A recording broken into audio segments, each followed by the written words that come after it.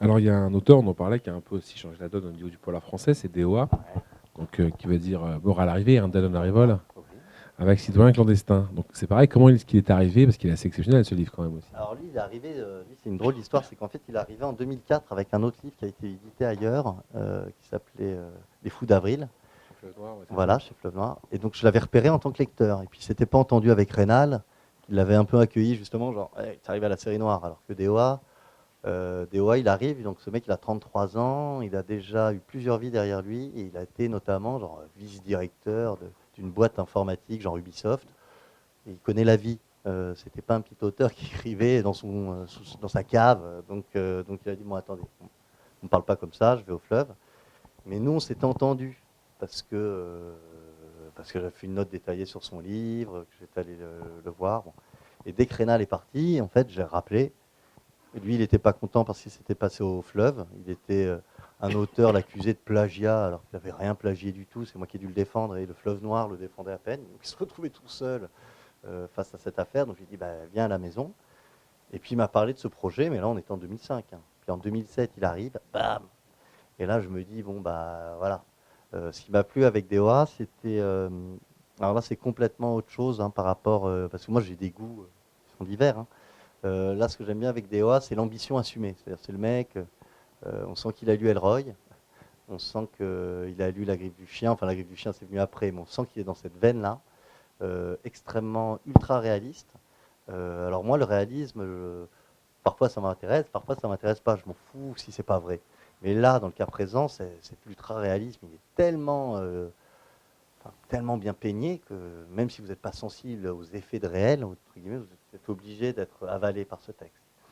Et puis c'était une grande ambition, c'est-à-dire c'était enfin s'attaquer à l'État, aux zones d'ombre de l'État, mettre des personnages complètement Barbouze, ouais. gris, comme dans les Elroy, qui sont à la fois purement négatifs, en même temps parfois dignes, aimables, aimants. Donc voilà. Et puis surtout, ce qui me plaisait, c'était de s'attaquer aussi un peu, j'allais dire, aux barbouzes, aux militaires, tous ces mecs dont on parle peu dans la série noire. Parce que justement, ouais, la série noire c'est cool, c'est rebelle, c'est ce qu'on dit.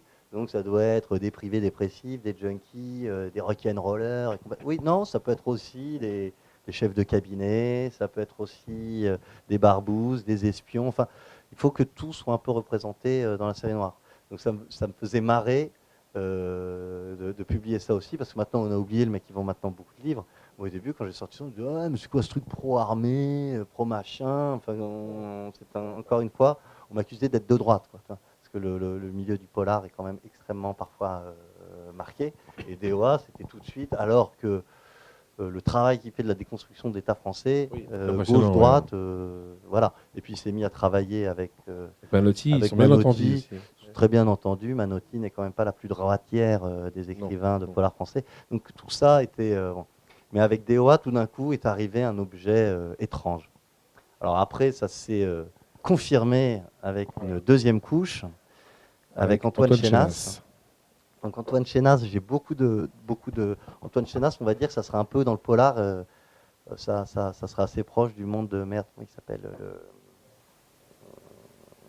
celui qui avait fait Irréversible, Seul contre tous, Gaspard Noé. Donc c'est du polar, oui. Là, ça vous prend. Parfois, je dis ça, puis après, je suis pas un vendeur de livres.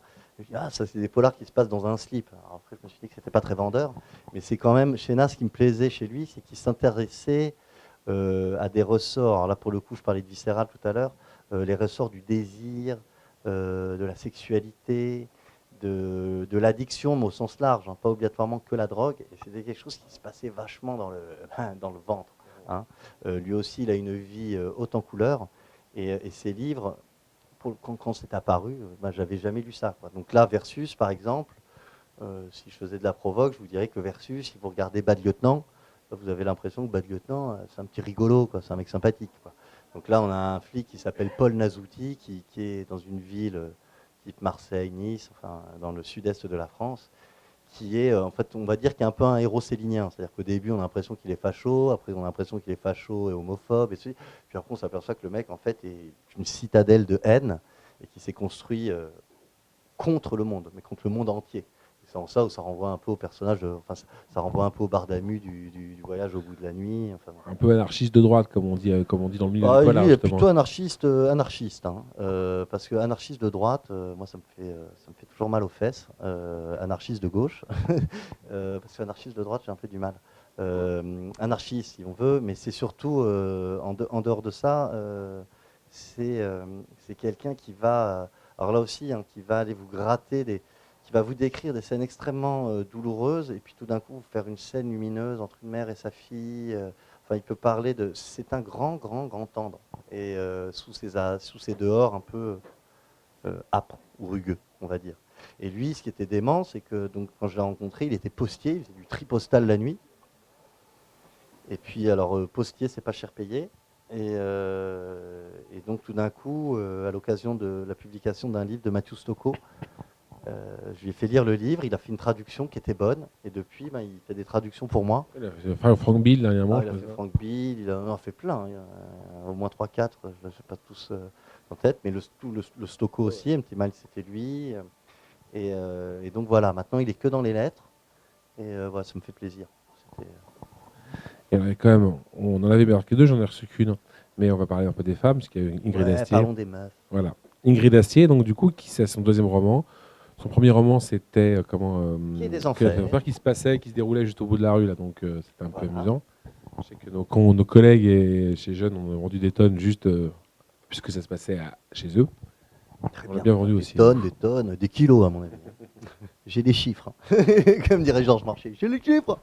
Mais donc oui, Ingrid Astier, oui, il faut que je parle des oreilles. Je sors ma fiche. Alors Ingrid Astier, mais rousse. Non, ma Ingrid Astier. Alors elle, ce qui m'a plu, c'est qu'elle est complètement, c'est complètement une météore quoi, dans le monde du polar. C'est-à-dire que le polar, vous allez dans un salon du polar. Alors je dis ça en rigolant parce que vu que c'est filmé, après, j'ai pas envie d'avoir 40 commentaires sur les réseaux sociaux. Voilà. Mais bon, le polar, c'est quand même un monde de. Il y a pas mal d'insomniaques, il y a pas mal de picoleurs, il y a pas mal de fumeurs. Dépressif. Donc on arrive dans des salons où les gens sont un peu parfois, je suis le premier à parler, soit jaune, soit rouge. Moi par exemple je suis tendance rouge. Un peu, voilà, moi j'ai une femme. La première fois que je l'avais amenée dans un salon du polar, elle dit on dirait que tous les mecs ils ont des têtes de cendrier. J'ai trouvé ça assez juste. Et tout d'un coup, Ingrid Astier, elle c'est complètement, elle vient d'abord, elle a écrit des livres sur la cuisine, sur complètement d'autres choses. C'est quelqu'un qui me fait penser à un tissu de velours rouge super épais dans lequel on a envie de se vautrer, qui est doux, et qui est riche, qui est dense. Alors ce qui m'a plu chez Ingrid, c'est que c'est une petite fille, un peu une magicienne comme ça, qui tout d'un coup est complètement passionnée par le noir. Donc ce qui m'intéresse, c'est de voir cette petite elfe, voilà, qui se balade en banlieue. Là, elle était allée dans la banlieue lyonnaise et tout ça, parce que je sais, après j'ai des contacts qui m'écrivent, ouais, Ingrid Astier m'a passé ton mail, et les mecs à qui j'ai affaire, bon, c'est des vrais. Et donc j'imagine cette meuf avec son petit vélo, ses chaussures à talons, en train d'aller à droite, à gauche, et comme ça, comme une sorte de comment dire, d'abeille qui va de fleur en fleur, qui prend ce qui lui est utile pour faire son petit miel à elle. Et après, ben, elle fait des polars qui sont à la fois, ce qui est drôle chez elle, c'est que c'est à la fois par plein d'aspects extrêmement réalistes, parce que alors, tout est fait d'enquête. Hein. Là, par exemple, c'est sur le phénomène, on va dire, les braqueurs de DAB dans la banlieue parisienne. Mais tout ça est soutenu par une vraie recherche. C'est-à-dire qu'elle est allée là, les rues qui sont décrites sont ces vraies rues. Quand je vais chez elle et qu'elle est en train d'écrire un livre, il y a des photos partout, il y a des enregistrements. Donc il y a cet effet d'ultra-réalité.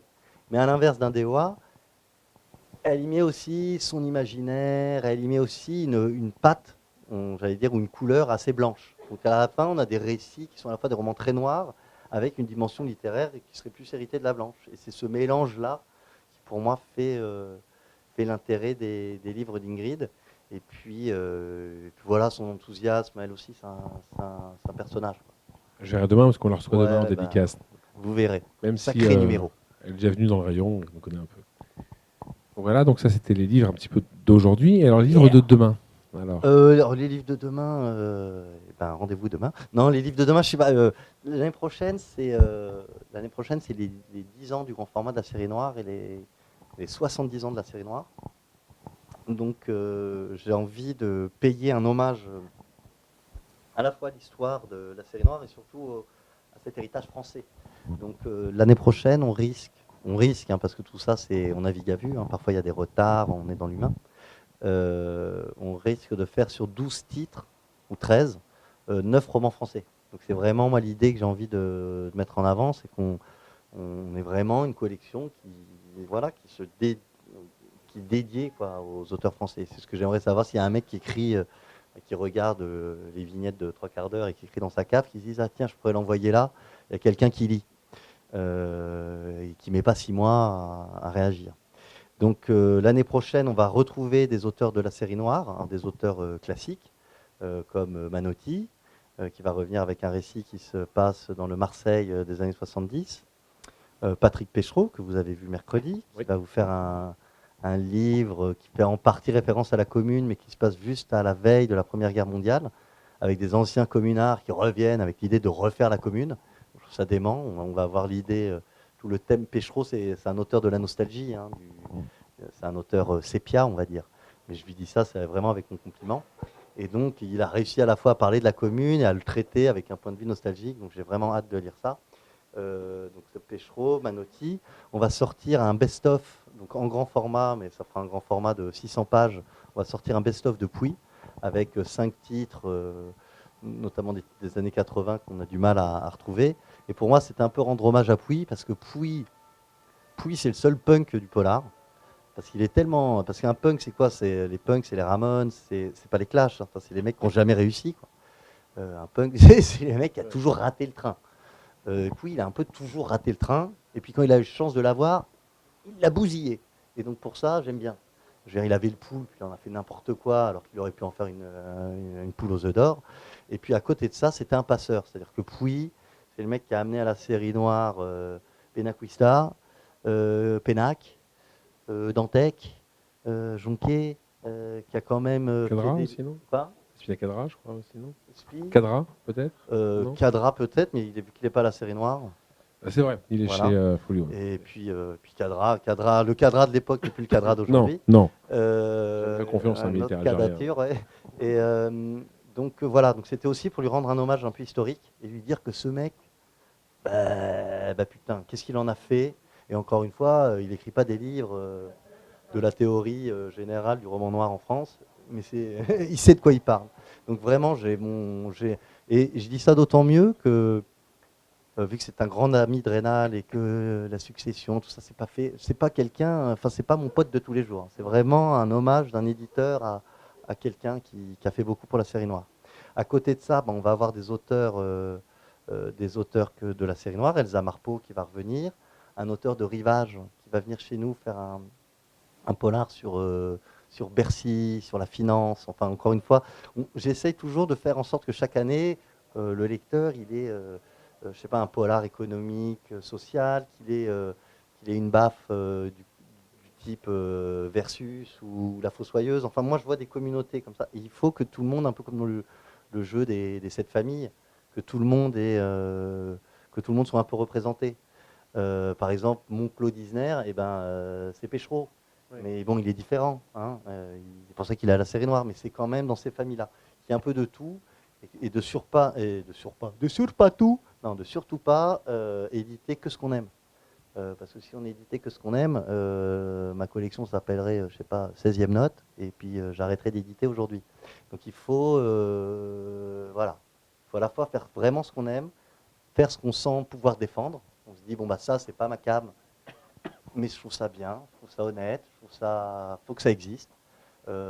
Souvent, il y a des gens, et ça, je le dis aussi aux lecteurs, quoi, c'est-à-dire que ah, ça c'est de la merde. Je dis non, c'est de la merde parce que ça ne te plaît pas, c'est pas dans ton esthétique, ou c'est de la merde parce que ça ne se tient pas, parce qu'il n'y a pas de cohérence interne dans le récit. Et donc parfois, je suis obligé de regarder derrière. C'est-à-dire que l'éditeur, à mon avis, enfin un bon éditeur, ce vers quoi on tend, hein, je ne dis pas que je suis, mais ce vers quoi on tend, c'est d'avoir le moins d'angles morts possible. Un lecteur, il a plein d'angles morts. Et moi, quand j'étais lecteur, j'avais des angles morts. Et il dit, oh, mais non, ça c'est inadmissible. Bon, alors les idées de c'est inadmissible, pas de ça, pas de ci, pas... non.